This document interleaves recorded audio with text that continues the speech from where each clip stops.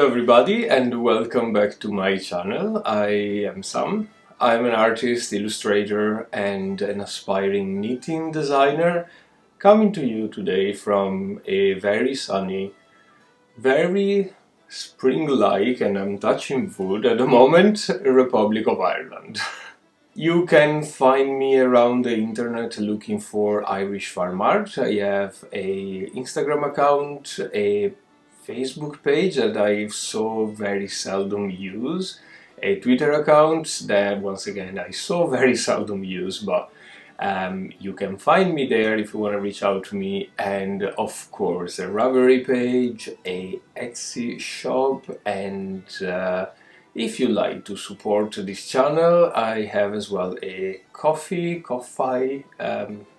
page thingy, and you can find all the links below. On the Instagram side, just a quick parenthesis here, I have been thinking a lot about how to grow a little bit this channel, this community of knitters, this group of friends for me, and thanks to your recommendation I decided to change my knitting Instagram name with an Irish knitting podcast. So now you can find my art on Irish Farm Art, and my knitting, my design, whatever we talk about in this channel, on my new named Instagram account, an Irish knitting podcast. I'll make sure to put the link below. Hopefully this will help to get a little bit more traction and more people to view this channel, and for me to share with many of you and get to learn more about the knitting world.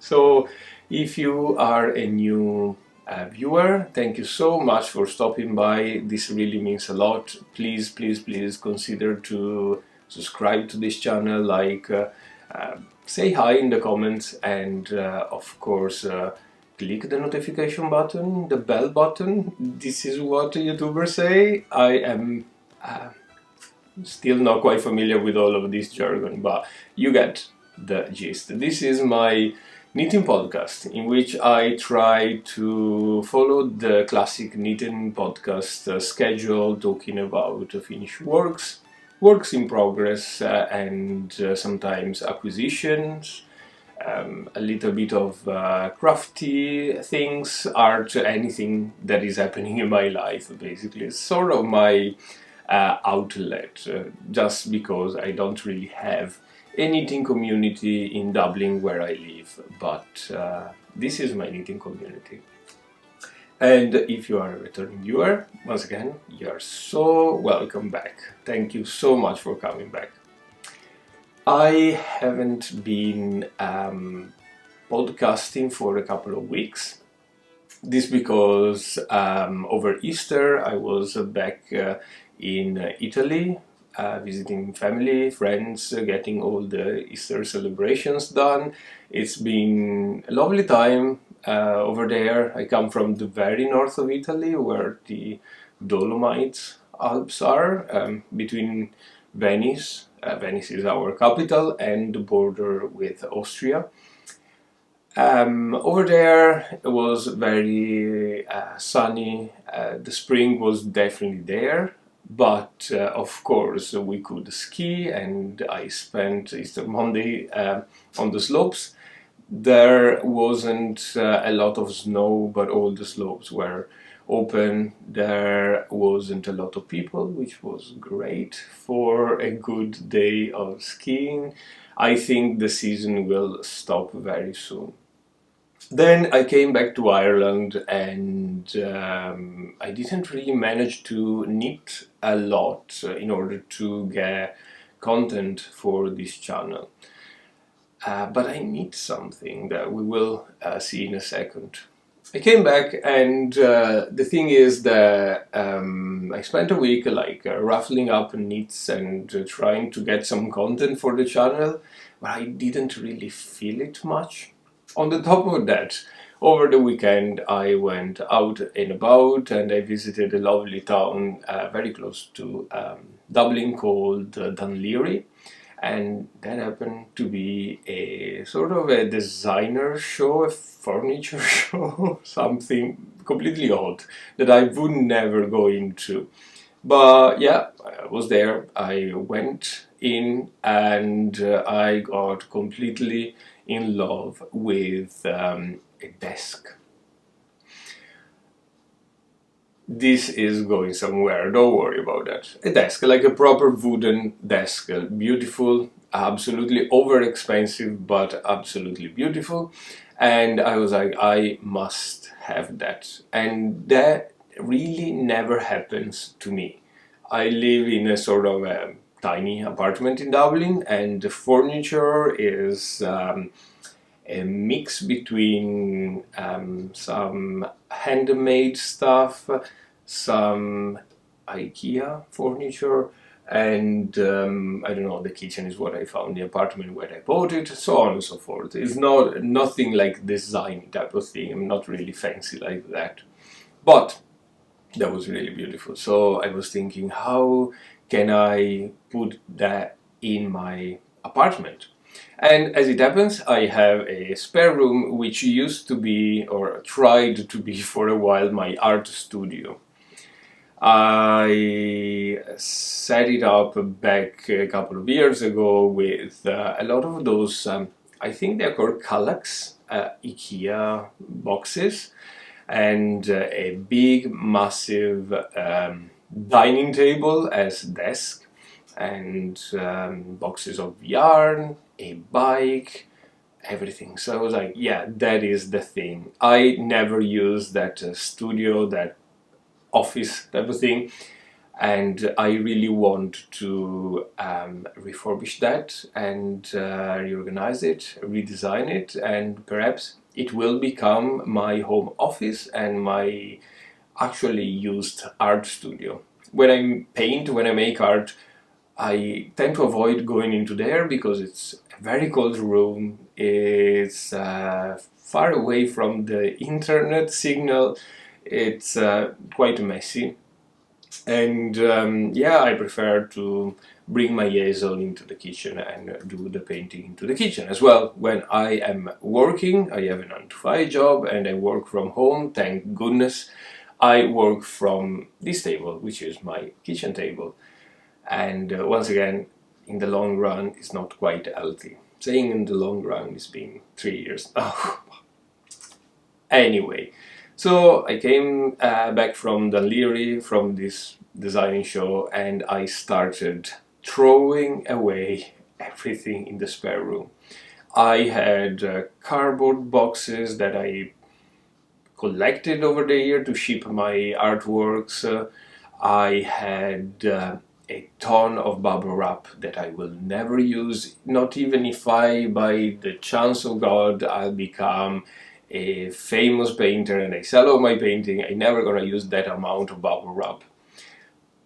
Old paint that I bought in a spree of I don't know, making a good purchase. They were on discount and this and that, but I never used them. I'd say I threw away, or I donated to the local school just here around the corner, about 40 bottles of ink. I never used ink, apart from a little bit with a fountain pen, that's it. And I only need black ink. So it's crazy, and yeah, I'm sure you now want to see what I'm talking about. But the point is that throwing away everything, I threw away all those IKEA boxes. I'm in the process of throwing away that massive kitchen table.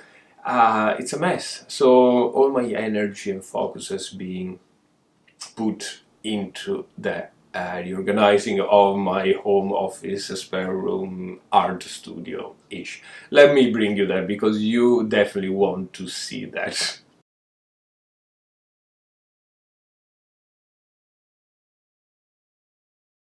So the plan is to, you know, where those curved walls are, is to put two nice bookcases that I have already bought online. I went out to a local shop here around the corner to buy two nice bookshelves, and they showed me the bookshelves. They were like, you can buy them on our website, or we can place the order here. And I was like, yeah, sure. I go back, I take the measurement, and I'll see if I prefer to buy them online or come back for with the final measurement. So came back, I bought them online, was actually cheaper. Would you think that bookshelves that are shown in a shop and you buy from their shop website are now coming directly from Germany? It blew my mind. It actually defeated the purpose of me going to the local shop. I could have gone to IKEA, buy two nice bookshelves or any other shops. Nothing Irish anymore. And then, so those two bookshelves on the curved wall there. Anyway, I don't know why a house must have a curved wall, is absolutely annoying to me. You can't fit anything, but I think with those we can do something. Then I will have the desk, the actual desk that I haven't bought yet, but I definitely will as soon as I get paid. Hopefully it will be still in stock. My yarn box will go by the wall here, and probably will manage to get a little cabinet. This room seems small now that is all messy, but it will be absolutely gorgeous, and I will be having a place, a spot, even for a folding how's it called, the sofa bed type of thing. If someone decide to come and visit me, will have that to go as well. So super happy, super energized, and really sorry for the mess. So that was it. Once again, very sorry for the mess. It was crazy, but I'm super excited about that. Hopefully that will come true. Let's stop talking about house refurbishing. You're here for the knitting, and let's get into the first finished work. The first finished work is ta-da! This one, and the colors are actually super beautiful on camera, probably much more beautiful than they are in real life. This is the Islander sweater, and the pattern is by Sadness Garn. Let me put this on and I will talk about this, and I will tell you everything about this. So here we go. Can I give you a little bit of a show here? I don't know, the camera, the lens is very tight.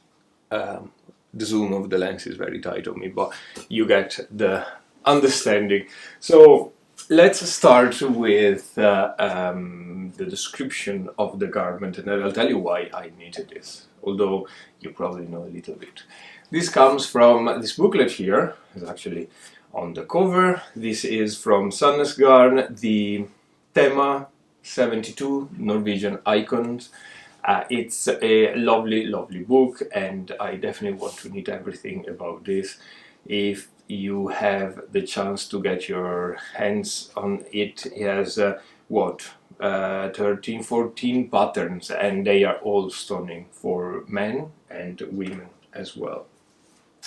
The yarn that I use is a combination of these two colors. This is a Rauma Finul, formerly known as PT2 by Rauma, of course. It's a lovely rustic Norwegian wool, and the colors are always a complication here. This one is 417, and this one is 464. It's basically a nice mustardy goldy color, and I would say a true brown, very warm brown. There's speckles of yellow and red in it. It's gorgeous. The yarn here It's very popular, of course. It's a 50-gram boss by more or less 175 meters. I got this yarn from a French shop that used to be great with very small shipping charges. Now I checked the same shop and there are huge shipping charges. I don't know what's changed, probably because it's a French shop and with everything that is going on in France. I was trying to get a few more balls of this color here, the brown one, because for this jumper I used 6 balls of brown and 2 of the mustard. So I have 3 balls in my stash of the brown and 2 of the mustard that I bought thinking that I would need so much more yarn. With 3 balls I can't really do much, so at least I would need the other 3 to make another jumper. Trying to buy from the shop, shipping prices rocketed and I am not affording that anymore. So if you know of any destashing or any shop that sell a Rauma and the color 222464 that is not so expensive, please let me know and I will be delighted to get some of that yarn in stash. Anyway, on the jumper, the pattern calls for a fingering weight yarn. Now I don't remember which yarn exactly they call, but it's one of the Rauma yarns that has a similar specification, if not identical, to the Rauma PT2. Now, you know my 260 rule, fingering weight yarn, 2.5 3mm needles, it's 260 stitches on the waist. Now, I don't know if it's the quality of the Rauma yarn being very woolly, very thick, but at the same time very light, that made my gauge go wrong, massively wrong. So I started this jumper following the closest size to 260 for the male version of the garment, and that was the second size in the pattern, which was huge. Turned out to be humongous. That probably because the yarn made my gauge go completely wrong. I unraveled. I started the first size for the male version and that still got very huge. And then you will say, now why don't you swatch? Yes, I should have. So I went on to the female pattern, which is basically identical but in smaller sizes, and I casted on the very first female pattern, screwing completely up my 260 rule, and still it was bigger. You know that I do like my jumpers to be a little fitted, and although this is kind of a decent fit, still it has a few centimeters of positive ease, especially on the body side, which I did mind a lot while knitting, but now I don't mind it at all. It looks amazing and I surely know that it will get a lot of wear. This is full-on color work.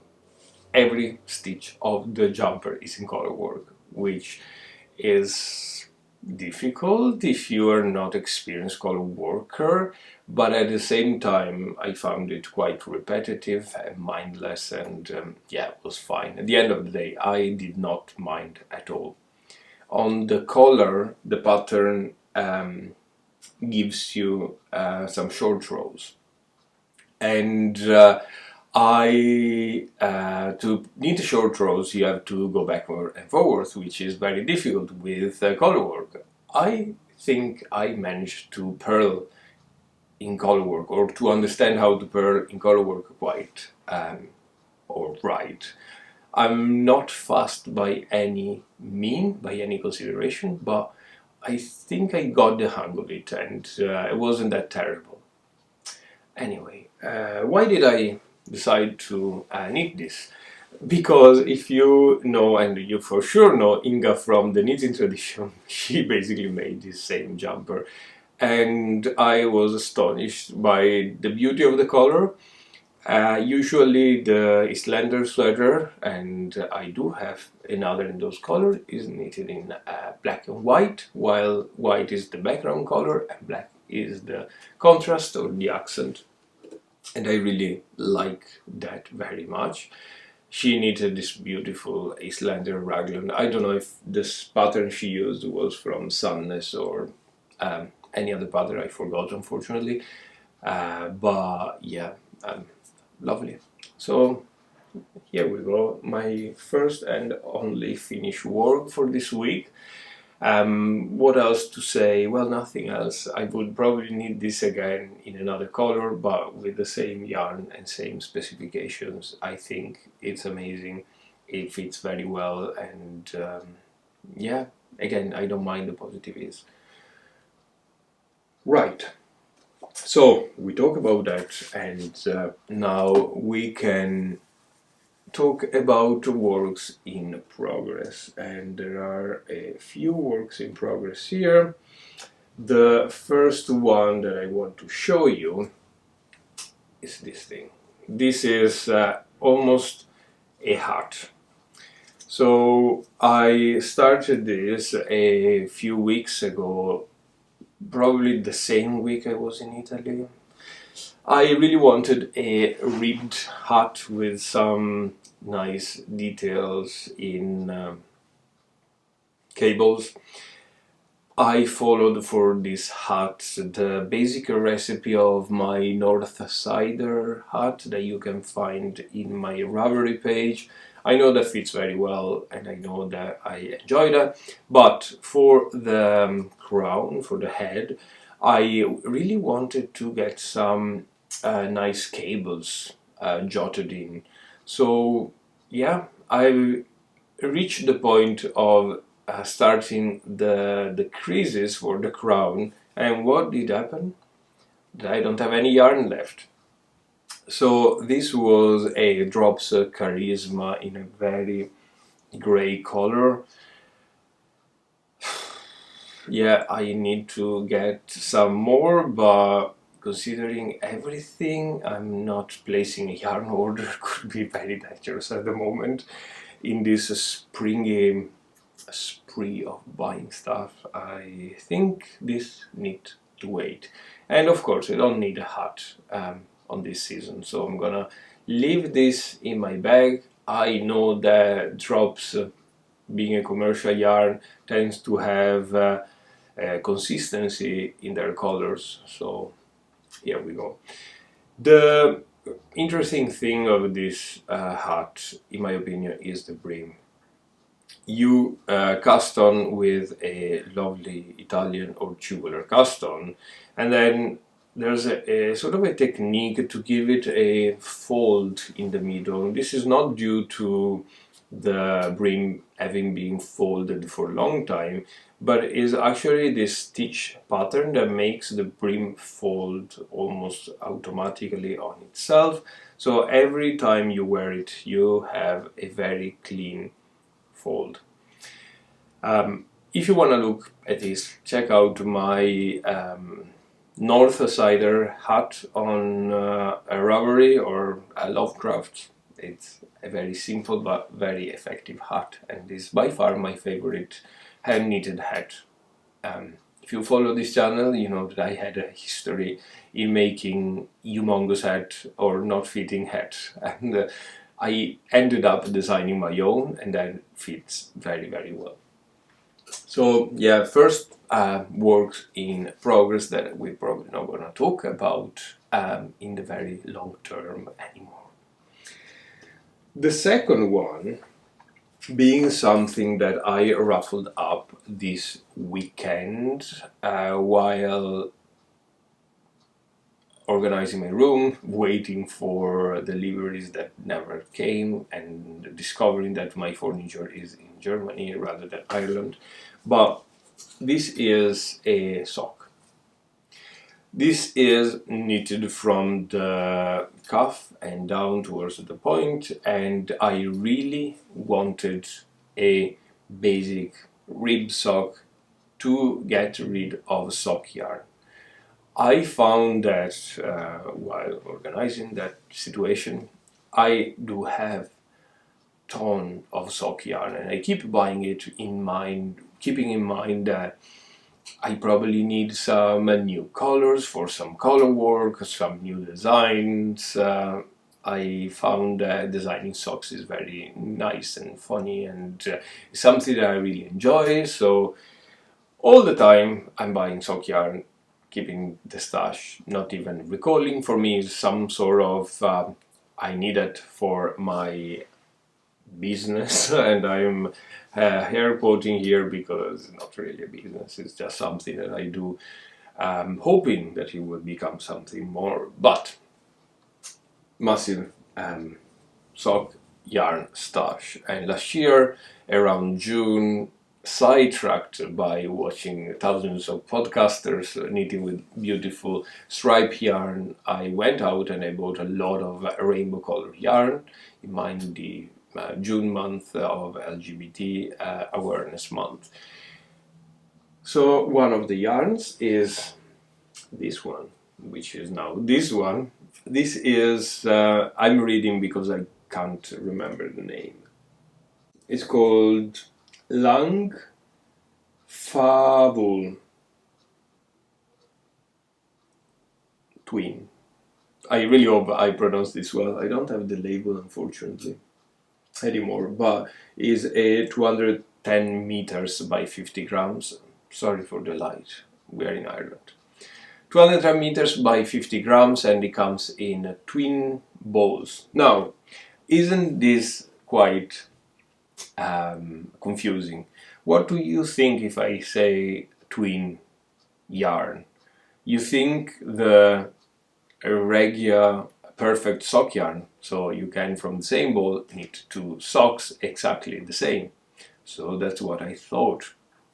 I started knitting from the center of the yarn because the label said knit from the center of the yarn and you get two perfect matching socks. And I started with a very, very long leg. Then I was at a point that I was placing my heel, and I realized that the ball wasn't so full anymore, that I didn't have much yarn left, and I could never make the foot and another entire sock. So I weighted my skein here, and I found that I had like 15 grams left. So I ripped back and I decided to go for a shorter leg, a heel, and a toe in a contrasting color, and yeah, try to wing it until I got exactly 50 grams left in the bowl. I had to go for a contrasting heel at toes because I don't have yarn, and the thing is that the second yarn, the second sock, will not turn identical to that one, but it will turn pink, yellow, and green. That is not twin, that is probably brothers or siblings. So yeah, I'm quite disappointed with that, but I will get rid of this ball of yarn, which is one less ball of stash sock yarn, and I will get rid of bits and bobs on contrasting yarns, which is good, and I will have a grey sock. The idea was to knit up my patterned rugby socks, which have my granny heel construction, although with the consideration of the yarn I ended up for a afterthought heel, or what I actually discovered being called the peasant heel. The difference, and please correct me if I'm wrong here, is that the afterthought heel, you cut the yarn, unravel, blah blah blah. The peasant here is that you put in a lifeline or a thread of a different color where you want your heel to be knitted up. Is that right?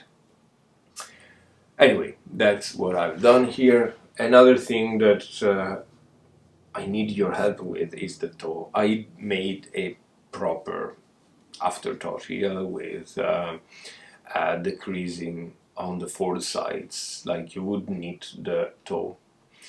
I don't like it.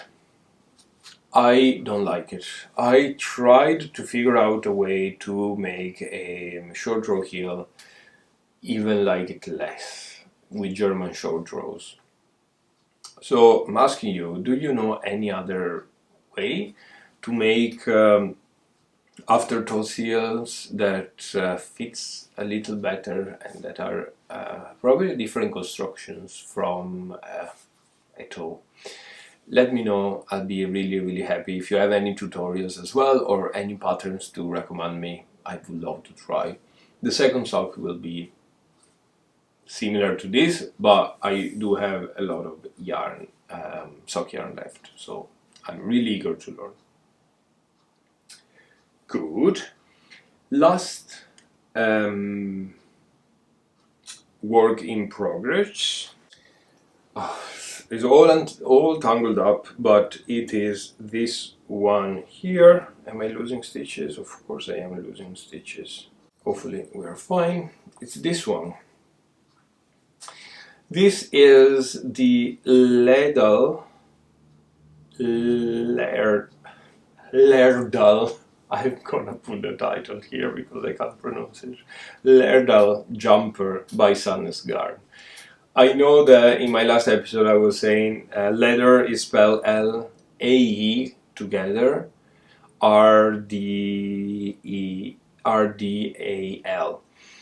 And I wasn't aware, I should have done some research, but A-E together, that weird letter, is a letter that you study if you study Latin in school. I did study Latin in school, and in Latin is pronounced E. It's like, let me think, a word. Rose.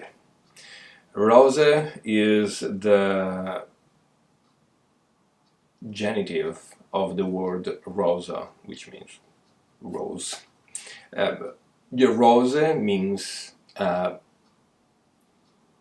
a rose, or of a rose, like rose petalis, the petals of a rose. I don't even know if petalis is a Latin word, but let's pretend. Or, I don't know, Ancella Mariae, the servant of Mary. The final E is written exactly like the Norwegian A-E. So, anyway, big parenthesis for nothing. This is that jumper that I just mentioned from Sannes. Is a bottom-up colorwork jumper with drop sleeves, sticking, and all the business. Has a beautiful colorwork yoke going on, which I really like, and the yarn that I use, it's a very crunchy, really crunchy Navia Duo yarn that I bought via Hobby, a Dutch website. I think Navia as a yarn is Dutch itself, but I could be wrong. I never used it before, but it has all the qualities of Rauma Fino, bar the softness. I really hope this will change while washing. It gives you a very thick fabric, very plump from the knitting itself. Once again, my 260 rules was thrown in the bin, out the window, because the yarn is so lofty that, yeah, I needed new rule.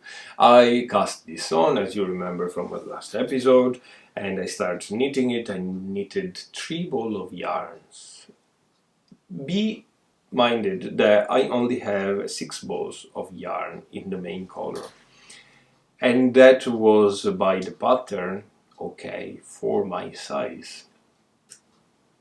But with 3 balls of yarn I got less than this length on the body, and I was like, I'm never gonna make it. I'm never gonna make a yoke and the sleeves with other 3 balls that are left. And it was very, very big, so I ripped it off. I started with a smaller size, and now I'm knitting once again the first size. And yeah, let's hope for the best here. I really don't want to play yarn chicken, but this is for sure a yarn that you can find quite easily online. Once again, be a commercial brand, and Hobby is a bigger retailer as well, so hopefully we'll get to see the light. The only thing I have to say here, I'm using a 3.25mm needles. It's not pleasurable, not nice to knit. It goes on very slowly and every stitch is almost a struggle, just because the yarn is so thick and woolly, grips to itself. But we'll see the light. Once again, I don't really have a need for another colorwork jumper at the moment, but you know, it's something that I'm working on. Feels like I have talked to you forever and ever. Let me grab a sip of water and I will come back to you. So let's talk about acquisitions. This acquisition happened over Easter while I was at home. I was in my room, my childhood room, browsing the internet, looking for stuff and setting up books. If you have been following me on Instagram or even here, I think I uploaded one of those shorts type of thing. I have been reorganizing my room. It's a theme now. I don't know what's happening with me. I've never been a reorganized or an organized person, but I do have a massive amount of books in my home in Italy and here as well. You can see some of those there. So I saw online that a guy was doing the same. Organizing his books, and he will say, well, apparently if you have more than 1,001 books by some American standards, that can be considered not a collection of books but a library. So I was like, oh, do I own a library by any chance? So with the help of my sister, I took down every single book that I own from every crevices of the house. They were literally everywhere. I got some nice book shelves, and I started to organize them and to catalog them, noting down the type of book, if it's a literature, history, and so on, the author, the title, and the position in the bookshelves, like a proper library. And it ended up that I had only in Italy about 1,400 books. I think here in Ireland I have another 300-400 books lying around the house. They are mostly novels and knitting books, to be honest. So I definitely have a library, and I'm so very proud of that. Now my sister is at university as well, so she will be over the year collect a lot of books, and she has big passion for books. I'm very happy that that could happen because now we know what books we have, and some of the books I found were bought several times because, you know, in the mess you don't know what you have, and you're convinced that you don't own something, you buy a second one, which yeah, was right, it wasn't really nice. So we donated those duplicates to the local library in my town, and hopefully someone will have nice reading out of those. Anyway, while doing that, I was browsing the internet looking for some yarns, and look what I found. Ta-da! This is the Peer Gynt yarn that I was talking about. It's a beautiful grey with blue specks in it. I was talking about, I bought actually last month or the month before a jumper quantity of a nougat color yarn with multicolor speckles, and that is beautiful. I saw someone on Instagram, and thank you so much to you, that you know who you are, to inspire me to purchase that yarn, because it's absolutely gorgeous and I cannot wait to make a jumper out of that. But while I was buying the yarn, I saw that this was available as well. I wasn't in stock, unfortunately, in that shop I was looking at, but I saw over Easter that they had it in stock, and just my jumper quantity, so 8 balls of this, that are now in my possession, and I'm so very happy. I think it's super cool. The specs are dark blue, light blue, aqua, and the gray is just my color. So if you have any patterns idea for showing off this yarn, that would be really appreciated. This is Sannes Peer Gynt. It's a DK, true DK yarn, and it's beautiful. I'm looking for, now, I don't know, I'm looking for another cable sweater in the round, like the one that I have knitted before. I don't remember the name. Anyway, that one that you actually know which one I'm talking about. I might put the name here, or a picture or something. And, or something like that. Or something really plain, but that has an interesting construction. So 3, 2, 1, here you go. Comment below. Let me know if you have any pattern idea for me. That would be really appreciated. I think that is it for this podcast. It's probably shorter. I have no absolutely idea. It's probably just a rumbly. For sure, I have idea of that. The plan for today is to get back to work, unfortunately. Try to win the lottery and get so rich that I can buy whatever yarn that I want without thinking twice. I can leave my 9 to 5 work and just knit and paint and do all the things that I like. Apart from that, then I will probably wait for the delivery of the bookshelves, building them, setting up my spare room, and fingers crossed, in the next podcast we can have a nice chat in my new office, in my new studio. Let's hope. I really would love to have one of those beautiful studios that other podcasters are podcasting from. Every time that I watch any other podcaster, apart from myself, probably, they just have the most amazing backgrounds. I just have books and a kitchen table and some pictures, a metronome there, and my print of the Sibylla Cumana with a post-it on her face. Life. Anyway, thank you so much for watching. Don't forget to subscribe, and I will see you very soon. Bye bye.